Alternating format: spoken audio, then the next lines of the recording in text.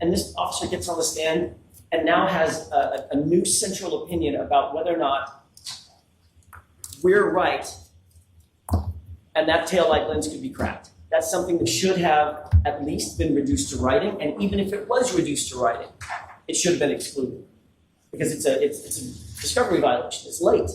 We don't have time to prepare for it, and we're caught off guard. I use the word at sidebar ambush, and I know that rankles the court, and the court doesn't like it, but that's exactly what it feels like. Well, that's been used both ways here, right? So it's a word, let's just take it out of here. Make your point, okay?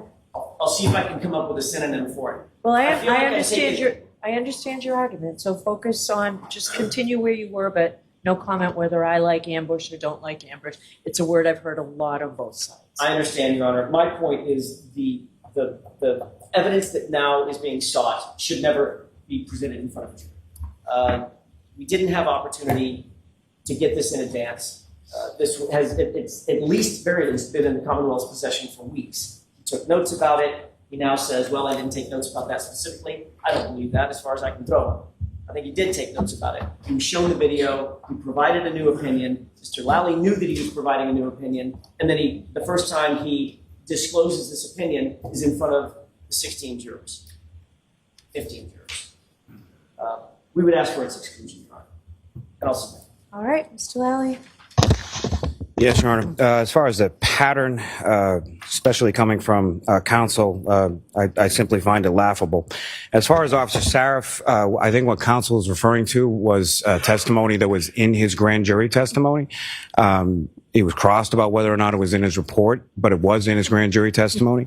As far as Ms. McCabe is concerned, that was regarding reciprocal discovery that was given to the Commonwealth weeks into trial by the defendant. It was then shown to a witness, which is perfectly permissible.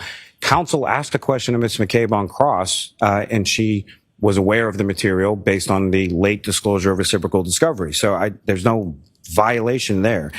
As it relates to and why I say laughable, Your Honor, is that I am still... I don't like hearing you say laughable. Just understood. Stick to what the arguments are. And with respect to this witness... Hold on. Quit the finger pointing, name calling, things like that, please. Yes. I know it's been a long week. It's been a particularly long day. But just focus on what you want to argue to me. And I apologize to the court for that, Your Honor. With respect to this testimony, it's well within his... realm as a crash reconstructionist. This is a witness who's responded to and investigated hundreds of crashes involving damage to vehicles. Simply making an observation of contact between two vehicles or purported contact between two vehicles on a video. The force is self-evident, and whether or not that force is sufficient to cause the damage that he personally observed on the defendant's vehicle is well within his expertise. And should be permissible as far as for this witness to be able to testify to. What about the non-disclosure to the defense? So showing this video and asking for an opinion. What about that? So, Your Honor, what I would say is I did not show this video and ask this opinion. This is a video that actually the trooper mentioned to me that he had seen over the course of while the case was pending probably over a year ago, that he had seen that video.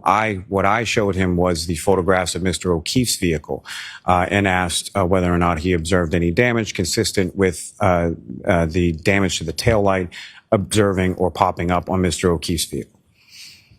Why wasn't that turned over? In hindsight, it should have been, Your Honor. All right. So it's late. I'm not ruling here. I want to review everything. I would like, I'm not obviously taking any of the evidence home with me. I would like, if it's possible, for what your IT person did on the expanding, like he did this second time, maybe I missed it, but I didn't see the time move this time. So I'd like that. I'd like that video, and I would like, what's the exhibit number here? It's Exhibit 6. Do you want just that video, Your Honor? And the pictures of the cars, whatever was shown during this voir dire, I would like those emailed to me so that I can look at them this weekend while I'm deciding. Or put them on a flash drive right now. That's what I'm sorry, I can't hear you. Move to a screen report and get it to the court by email. We can do that. I just need an hour once we get back to home base. Okay. All right, Ms. Gilman, will you burn what you have for me before we leave somehow? Your Honor, if I could, I just want to close one loop. Okay. What I was referring to with Ms. McCabe, I want to make sure that this is clear because this has come up a couple of times.